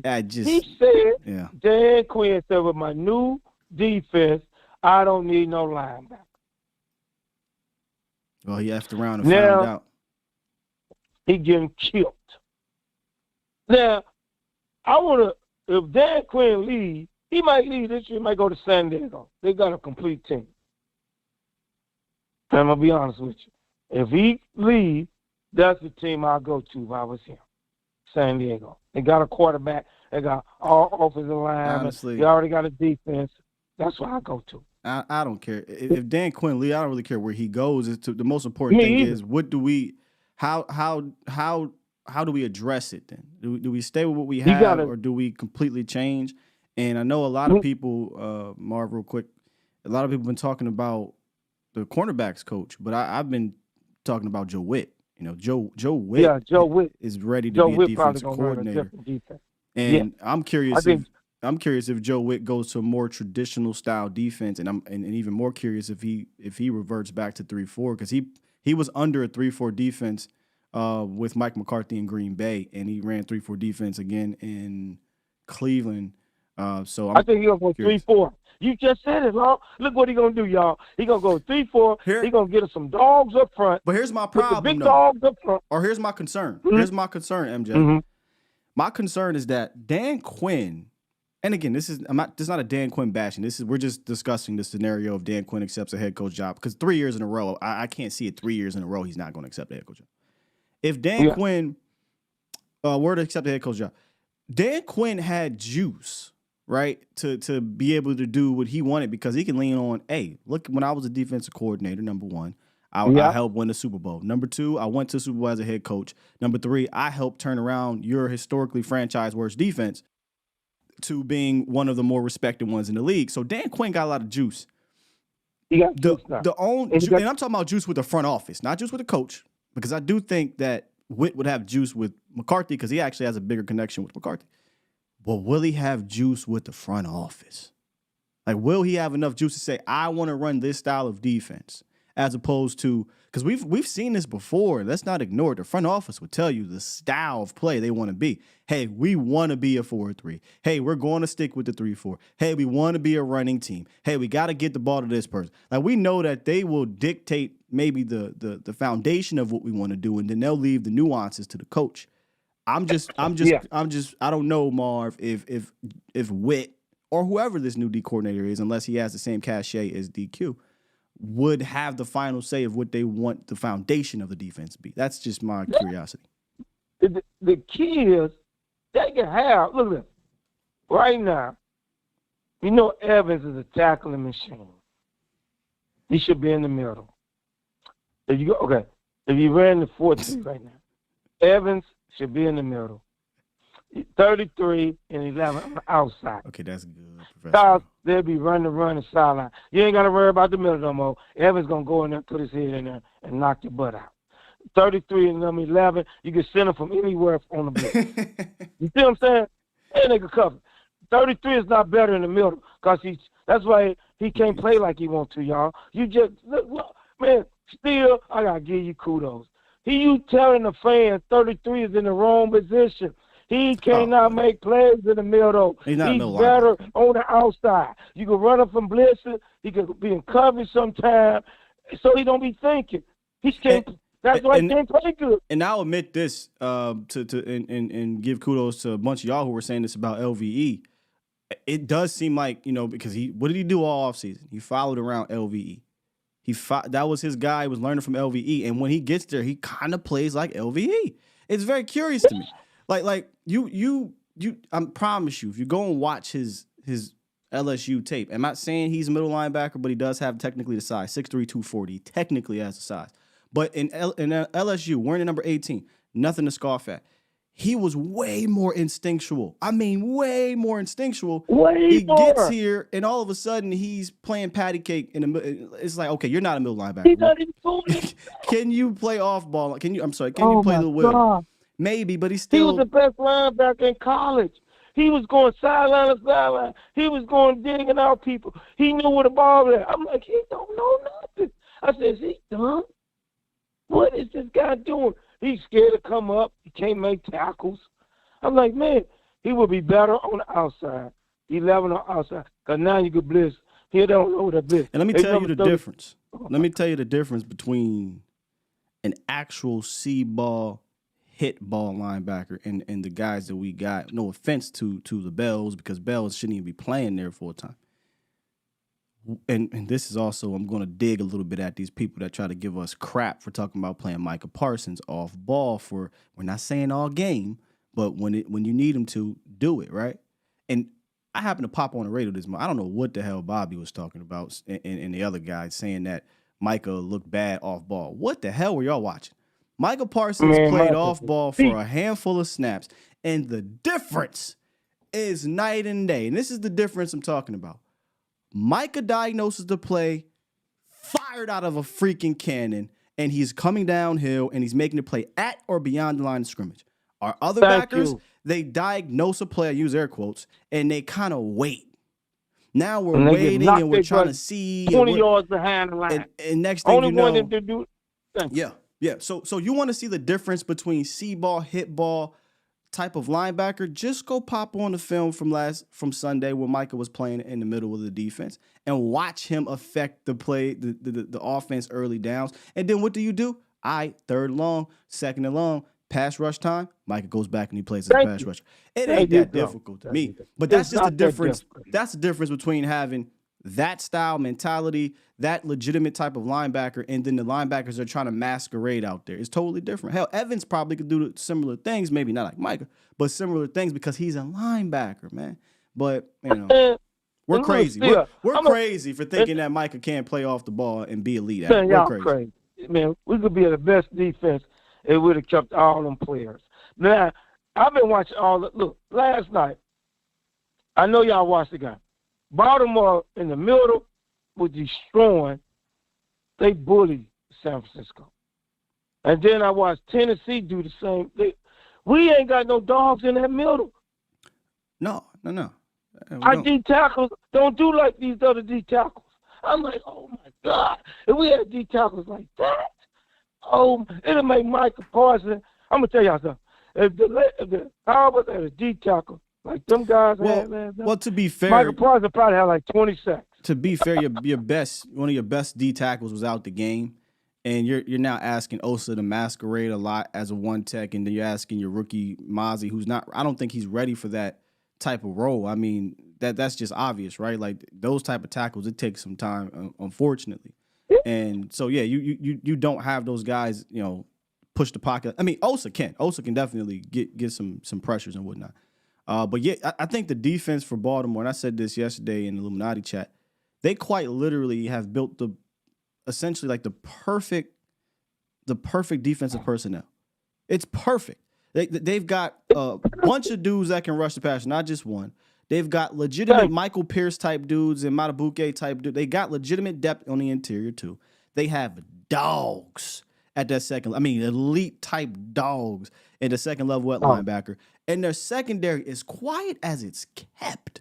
Nobody talks. I mean, yes, the defensive rankings were stated, but Kyle Hamilton, Marcus Williams, Marlon Humphrey, and then they got dudes off the bench that come in. They may not be as good as these guys, but they embody that mentality, and it starts at the top. Baltimore has an attitude. They have a way of how they do things. It starts at the top for them, and it trickles down through the coach. Shouts out to Mike McDaniel. In closing, MJ. In closing, but still. In closing, we got a lot of good secondaries, but we just don't play them right. In closing, I just want to say, Coach, you gotta on the road stop getting conservative, man. If you're gonna call up, I want the same play calls in Cowboy land when we at home, when we go on the road. You gotta stop doing that, Coach McCarthy. Play like you're playing when you're on the road, bro. Don't go conservative calling dumb plays. And we need a left tackle. In closing, I wish we would have drafted the tackle from Ohio State at the second round. You could have got 86 in the third or fourth round. Yes. That's why we appreciate you, Juwan Jones. Oh, goodness. All right, salute. Marv really be trying. Marv, I be giving you 15 minutes, Marv. When I say in closing, you got to honor the in closing. Marv be like, in closing, boom, boom, boom, boom, boom. Finally, boom, boom, boom, boom, boom. To finish it off, shout out to Uncle Charles. Uncle Charles gave us the in closing, and I've been using it ever since to try to say, hey, dog, I'll be fighting for my life with Marv on the phone. Almost forgot it was my show. Love you, Marv. Professor O had a fantastic little funny here. He said, Dak, when asked about DQ's all safety defense, yeah, he can go. That was good, Professor. That was good. Shouts out to Jay Tuck. Said we better fix this guy quick. Yeah. Here's my hope, Tuck. Shouts out to you, man. You front runner on this Micah thing in regards to linebacker. There's a couple fights I just stopped. I'm done on air. I'll do it on my show. I almost tweeted this yesterday. On Twitter, I'm sorry. I just stopped. Dak Prescott sucks. mean, there's quite literally people that came out after this game and was like, the Dallas Cowboys lost this game because of Dak Prescott. And then you just see people fighting on the internet, and it's just like, I'm done. I'm done with that. And the other one that I refused to get involved with was the whole Micah thing, because it was just getting borderline disrespectful. You want to know my thoughts on those type of things? Come to the show. I discuss it in depth, right? But man, I salute to y'all that be on the Twitter sphere fighting off these, as my bro Vach would say, I am legend monsters. I've retired from that. I know they extended the characters. Am I breaking up here? They extended the characters on Twitter. Twitter don't care. Twitter don't care about context. They don't care about facts. We have turned sports discussion into, I'm going to do everything possible to show I'm right. I'm never going to change. When data is presented, I'm not going to move off of my spot. I'm 10 toes down. It's exhausting. It's no longer fun to discuss on here. There was a point in time where it was fun.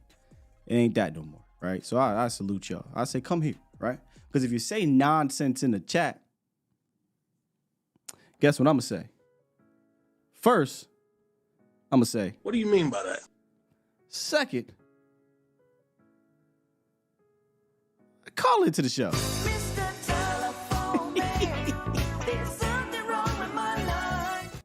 No. We're not going to hide behind an egg or Dak Prescott Avi or Tony Romo with an American flag and an eagle and guns and glasses. We're not going to hide behind that, sir. Call into the show.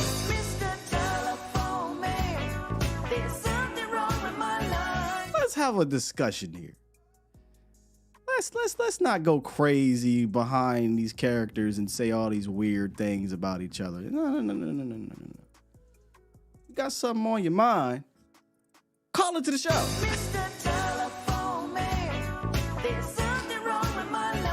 And what happens 9 times out of 10, Cowboys Nation, or I should say Bomb Squad, right? Because y'all be on it. Bomb Squad!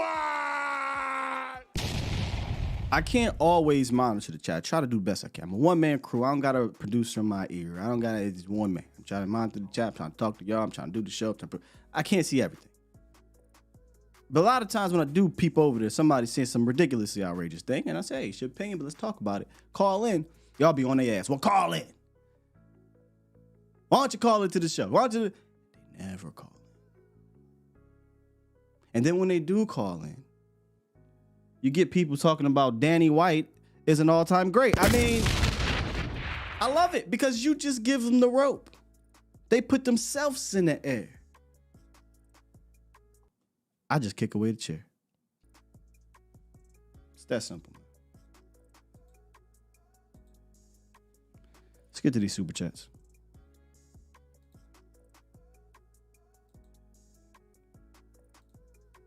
Brother L, there's a Jay-Z line for everything, dog, and I love it. Super chat. What's today's date? Shouts out to y'all. Good God. We could do a super chat segment. I didn't know y'all was dropping them like this. Thank you. Toxic. Shouts out to my guy, man. Toxic Tom. He dropped 5. He said, Mo. Oh, wait, that was. How did that happen? Anyway, it was a carryover from Mo's show. He says, Mo, Merry Christmas. Many blessings to your growing family. I'm sorry your father isn't here to see what an impressive young man you are on the 24. Yes, rest in peace to Mo's father. Growing? Is he expecting to? That'd be crazy because we're both, yeah. Shouts out to Mo. Super chat. Shouts out to King Element. Had a funny earlier. He dropped 5 and said, it has never been worse time for me to be living in Miami. Oh, that's right. Heads up, Cowboys Nation. We'll be back strong. There was a fella that called into Vach's show he said, man, he said, I don't care about no other game. I'm from Miami. I got to deal with these Miami fans. We just got to go out here and beat Miami. It was like 6 weeks ago. He was looking at the Miami game 6 weeks ago. I feel bad for that fella. I feel bad for you, King Element. Super chat. Still them boys. He dropped 5 and said, how does it make sense to have Micah at DE instead of linebacker at the end of the game when everybody...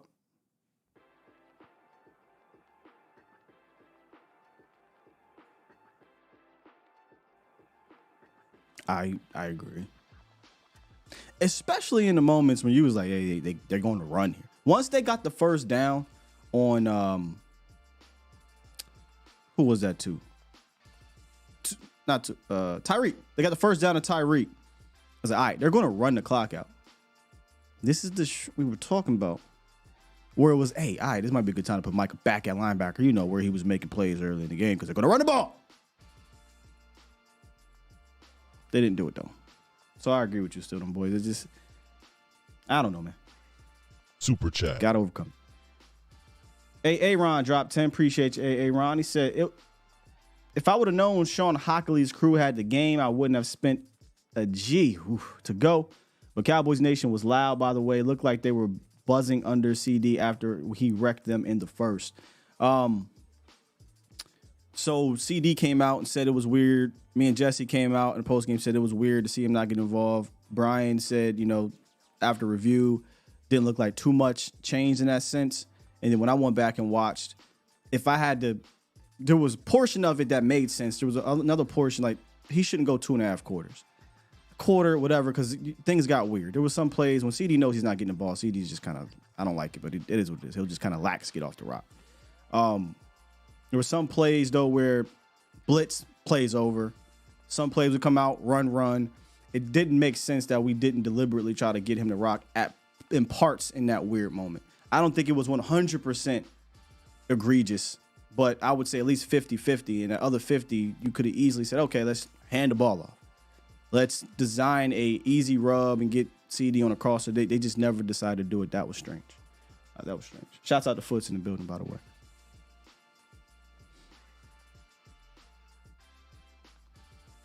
Vance, the Illuminati chat was on fire last night, by the way, Foots. Maybe this might be... Nah, not right now, Foots. But before the season's out, we definitely got to talk a little bit more. On your channel, make sure you go check out Foots the King. Super chat. King Element dropped Vance dropped 5 and said, hope the holidays were great for you. Thank you, sir. Heard Greg Olsen suggests a possible way to fix the offense on the road is to go up tempo. Agree with that? Yeah, I like up tempo. Dak has always been great in up tempo for sure. I do think we have better designs in up tempo. Up tempo I think it needs to be baked in it though. When I say up tempo, I don't necessarily mean get to line of scrimmage and Dak is making all the plays, especially on the road. You don't want to have him having to decipher every single thing every single time in up tempo. But you've got two or three plays, right? We connect, whether it be a run or whether it be a pass, a first down on the ball. Let's keep it moving. Keep this specific personnel set that may be in your favor out there, but also get back to doing the motion things, right? And just get back to putting your guys in position to be successful. Play action. CeeDee Lamb in the backfield gets a handoff. He gets 8 yards. Play action, split zone, easy dump off yak to Jake Ferguson. Those things are easy buttons. We kind of went away from easy buttons, especially when the pressure started to get at Dak Prescott. Those dudes were blitzing. Another thing, right? Hat tip to Vic Fangio and Mike McDaniels. Like, this is a good defensive coordinator. We talked about it. It's not some weak defensive coordinator. It's not a weak defense. There's going to be moments in the games, got the best of you. How do you bounce back, or how do you adapt to that? Once there was breakdown in the line, the easy buttons went away for whatever reason. Get back to the easy buttons. Easy buttons don't mean turn around and hand the ball off. Again, I still didn't see that screen. I love the screen because it's not really a screen. It's like a 3 progression read to the screen. Slant, hook. Now we got the flat. We got the kind of flat wheel, whatever you want to call it, screen dump off with 40 leading out the block.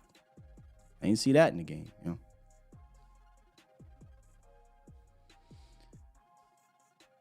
King dropped another one. Chuma Edoga plays like a mother named Chuma Edoga. Super chat. James Grover dropped 5 and said, if Philly drops one game and we beat Detroit and And Washington, we are the 2 seed, correct? Correct. If that's one of the things we talked about in the roundup, right? Like, even with the loss to Miami, you still were technically in the running for the division, but this was more beyond seeding, except San Fran made things interesting. But yes, from my understanding, if Dallas wins out and Philly loses one of the last 2, which they almost lost to Tommy Cutlets and Tyrod Taylor, and if Tyrod plays that whole game, he probably beats them. Philly's frauds. We talked about that. So there's a possibility Tyrod plays the last game. Hell, Kyler Murray and Gannon about to run into these boys. You think Gannon don't want to beat these dudes, and you think Kyler Murray ain't better than Tyrod? Yeah, okay. It ain't gonna be an easy game against the Cardinals. Anyway, yes, if Cowboys went out and they lose one, Cowboys win the division, they get the number 2 seed and possibly number 1, depending what happens with San Fran. But San Fran would have to lose one more game. Cool Hands Lou. Super Chat. Drop 5 and said, I also live in Miami and was at the game. As soon as it sprinkled, Dallas got conservative. This road loss crap with uncommon opponents is mental. It is, man. It is. Remember we talked about this the last time, and maybe I should have, I'm not a betting man, but if we're going to go with patterns, if you want to call it that. The last time the Cowboys won or lost consecutive games were against uncommon opponents in the AFC in the same division. Raiders, Chiefs, this year, Buffalo, Miami. Super Chat. John Mayberry, drop 5, appreciate you, says, Van Ginkel got more targets and touched the football more than CD in 2 3/4, unacceptable. Attempt at a funny there, but yeah, Van Ginkel is a legitimate dude. We talked about that. He was one of our underrated guys in this game, and shouts out to Michael Gelkin. Gotta laugh a little bit because he got some pushback on Twitter when he dropped the whole screen thing, right? And the way he worded it sounded like Michael Gelkin was like, Dak made the wrong read. He should have went the other side. And Mike was like, no, I'm just telling you what Dak said. I'm like, oh, well, if you word it that way, yeah, Dak fell on the sword as he's going to. But if you look at the other side, and even the broadcast said it, and I'm like, well, Van Ginkel was quite literally in the throwing lane. And I don't know if you guys watch Van Ginkel. He does a fantastic job getting his hands up. In fact, on a very similar situation against against Washington football people, he picked that off and took it to the crib. So this is a mirror concept we're talking about. So it's not like Dak can look and go the other way. You got to pick a side. I'm not mad at him going away from Van Ginkel, who has done that before. And it was even numbers, so you just got to pick your side and hope these guys block it. I don't like the call anyway, asking Chuma Edoga to get out there, and that I don't like it. We haven't been great at the second level anyway. But to act as if Van Ginkel was not in the line of direction, he said, well, you blitz, you got to throw it to the blitz. This wasn't a slant. This was a screen, and if you watch Van Ginkel, when he realizes it's a screen, he flattens. He doesn't continue to the quarterback. He flattens out, and he's like, please try me. Oh, please throw this ball right here. At the very least, I'm getting my hands up. So don't like the call. You're moving the rock. You got like 3 yards of play before. Just drop back. Find a better way to get CD to rock or your receivers to rock, man. I didn't like the call. I agree, Professor. The Van Ginkel was right there. And I don't get why this was such a big thing here. But anyway. G-Dub dropped 2.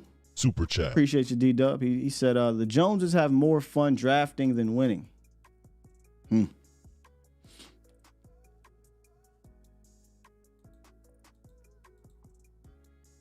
like their draft picks, man. They like their draft picks. And this is an off-season conversation. But I've always been consistent with this. There's times, if you're a terrible team, where, hey, yeah, you obviously just got to build through this draft or whatever, but there's times where you are a team on the cusp. It is okay to say, hey, we want proven commodities that will have instant major impact now as opposed to playing the long game. For all the shit the Rams got, and I'm going to leave it at this. Y'all remember the Rams getting laughed at, which is mind-boggling to me. You win the Super Bowl and you get the 2 in the middle of you doing that. Ha, ha, ha. Look at the Rams. They got to get rid of everybody. They're in cap hell. They have no picks. The Rams, one of the hottest teams right now. They're going to be in the playoffs. They could potentially win a playoff game. Even if they don't, they're going to be in the playoffs. Next year, they got a first-round pick, and they have like $40+ million in cap.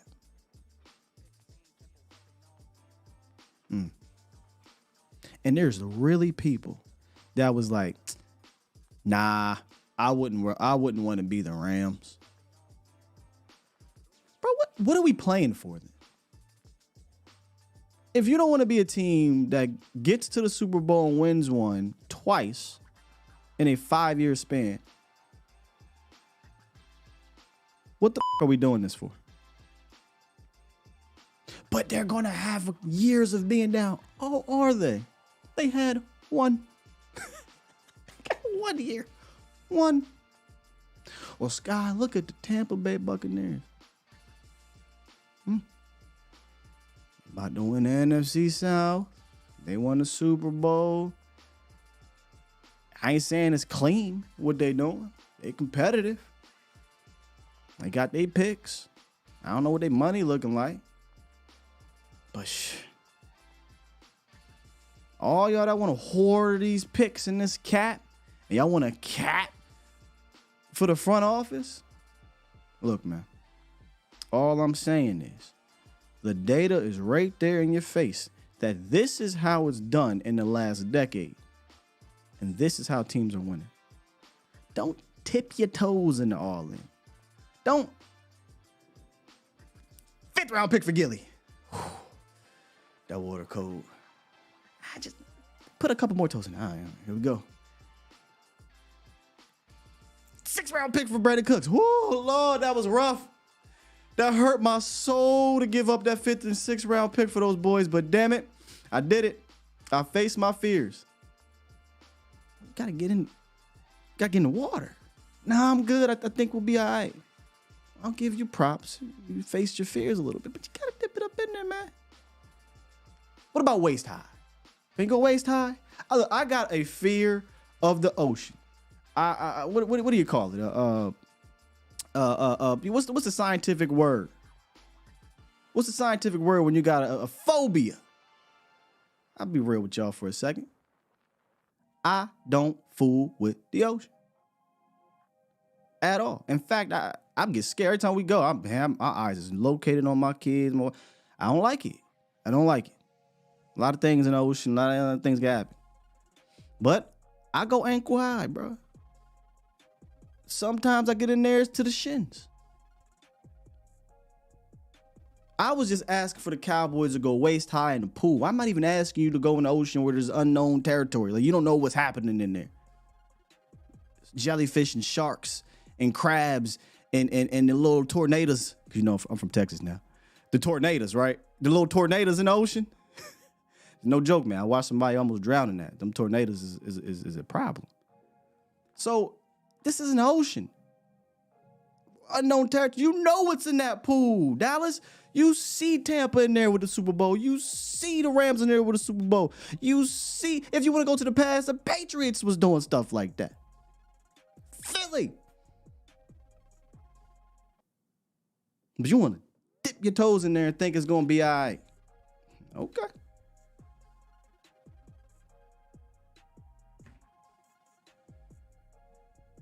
What needs to happen is Will McClay need to push these motherfuckers in the water. He gotta push them. He gotta push them, right? Hey, you know how to, some parents, I don't know, but they just gonna throw our kids in the pool. Hey, just get in there. I'm not that type. I can legitimately teach my children how to swim. Shouts out to Mom Dukes for teaching us.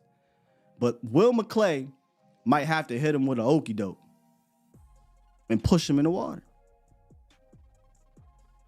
I'm just saying, man. That's how they say it down here in Los Altos. A tornado. Boy, y'all got some. The twang down here different. I enjoy it though. Angelica said, hold him. Hey, we can't, what is it called? Water boat, whatever it's called. You can't be doing that to these bitches. You can't kill them, Angelica. But they need to throw them up in there, man. That's for sure. Oh, Tuck said they jumped in the water for Trey Lance. Fam, listen. These fools. I don't even want to talk about that. 4th round pick for a dude you hope never sees the field is outrageous. It's outrageous. That's the equivalent of going into the baby pool with the little floaties on. Just to be safe. But put the floaties on in the baby water. I digress. John Nato, if you from Philly. That's my overtime shtick right there, man. Appreciate you, Justin D. Just noticed Justin D has been a Pro Bowl member for 36 months. Good Lord. He said, Skywalker, the best morning show. Cowboys Nation, step up. Don't let yourselves divide and conquer. Absolutely. Absolutely. Novat show later, still on vacation. I love how he says this. You know, the key word in vacation is vacate. Man, that's a bar. So we'll be back tomorrow. Mo will be on today. And then obviously I'll be back tomorrow morning I'm debating on what we want to do here. It's Wednesday. Because of the little break we had with Christmas, I'm over the game. I'm ready to kind of move forward. So probably just get right into the Detroit game. I'll hit up a Koye, see if we'll get Koye Wednesdays. We had an issue with Pat on the phone, so we'll definitely get Pat back on Thursday. And then Friday, we'll wrap up the week, and we'll be back Monday morning because it's Cowboys Monday night game.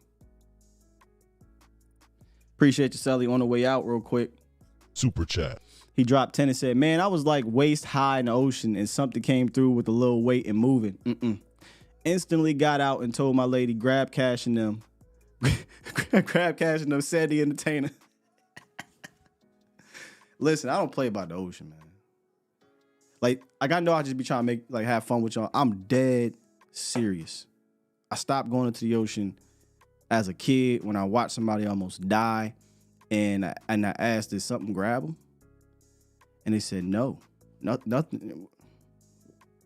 No shark, no octopus, none. What happened? Oh, there's these things called currents or something like that. What do you mean? It's like a tornado in the ocean. There's tornadoes in the ocean? Never again, sir. I can die from some. Nope. Not happening. So I never got in the ocean like that again. Ankle high, shin high. But I don't even like that. So I'm cool. I don't like to vacation at beaches. If I vacation at beaches, I'm doing stuff on the boardwalk. I'll take like a resort where I can see the clear stuff, and I'm still going about ankle, shin, maybe knee high, Jamaica, somewhere crazy like that. But y'all got that, bro. Water spouts, fam. If you say tornado in the ocean, that's more scary, right? So you can warn other people. Hey, they said there's gonna be tornadoes in the ocean today. So be careful. They put like these buoys over. They put these things in there to warn you. You can't say a current. There's a current in the ocean.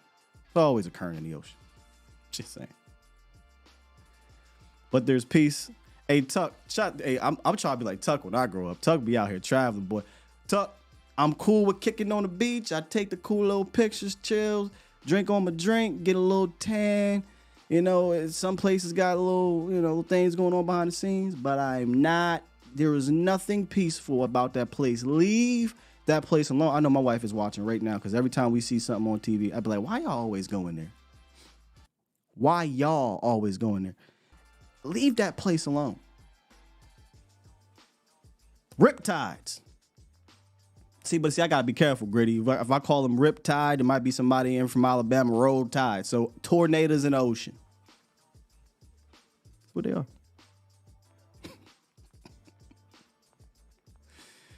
All right, man.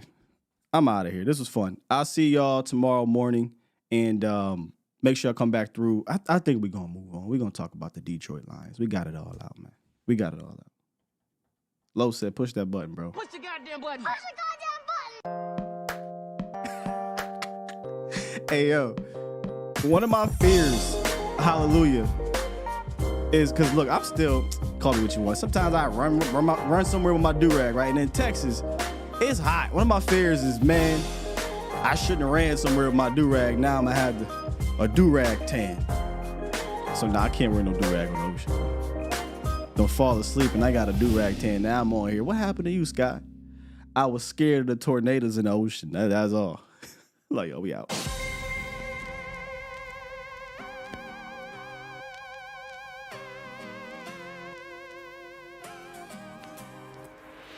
Do-rags and Timbs at the beach. Hey.